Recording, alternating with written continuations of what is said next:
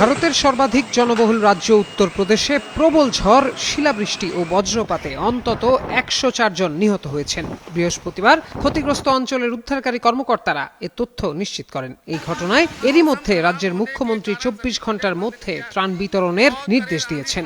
ঝড়ের দমকা হাওয়ায় বিভিন্ন জায়গায় উপড়ে গেছে গাছ ও বিলবোর্ড, ভেঙে গেছে বিদ্যুতের খুঁটি এবং ক্ষতিগ্রস্ত হয়েছে শত শত কাঁচা ও আধা পাকা ঘরবাড়ি। বার্তা সংস্থা রয়টার্সের তথ্য বলছে, ঝড়ে মৃত্যুর পাশাপাশি অন্তত ৮৭টি বাড়ি ক্ষতিগ্রস্ত হয়েছে। মারা গেছে ১১৪টি গবাদি পশু। রাজ্যের ত্রাণ কমিশনার ঋষিকেশ ভাস্কর যশোদের কার্যালয়ের বরাতে রয়টার্স জানায়,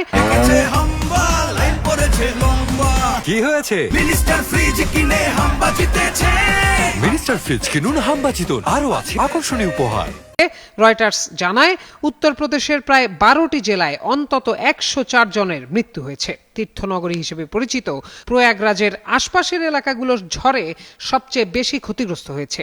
সরকারি তথ্য অনুযায়ী প্রয়াগরাজে ১৭ জন, ভাদোহিতে ১৬ জন, ফতেহপুরে ৯ জন, বদাউনে ৫ জন এবং প্রতাপগড়ে ৪ জনের মৃত্যু হয়েছে। এছাড়া চন্দৌলি ও কুশীনগরে ২ জন করে এবং সোনভদ্র জেলায় ১ জনের মৃত্যুর খবর পাওয়া গেছে। কানপুর দেহাত ও দেউরিয়াতেও পৃথক বজ্রপাতের ঘটনায় প্রাণহানির খবর আছে। বৃহস্পতিবার পুলিশ জানায়, প্রশাসনিক কর্মকর্তারা ক্ষতিগ্রস্ত এলাকাগুলো পর্যবেক্ষণ করছেন। এদিকে রাজধানী নয়াদিল্লির কিছু অংশে বৃষ্টিপাত হওয়ায় ইন্দিরা গান্ধী আন্তর্জাতিক বিমানবন্দরের বিমান চলাচলও ব্যাহত হয়েছে।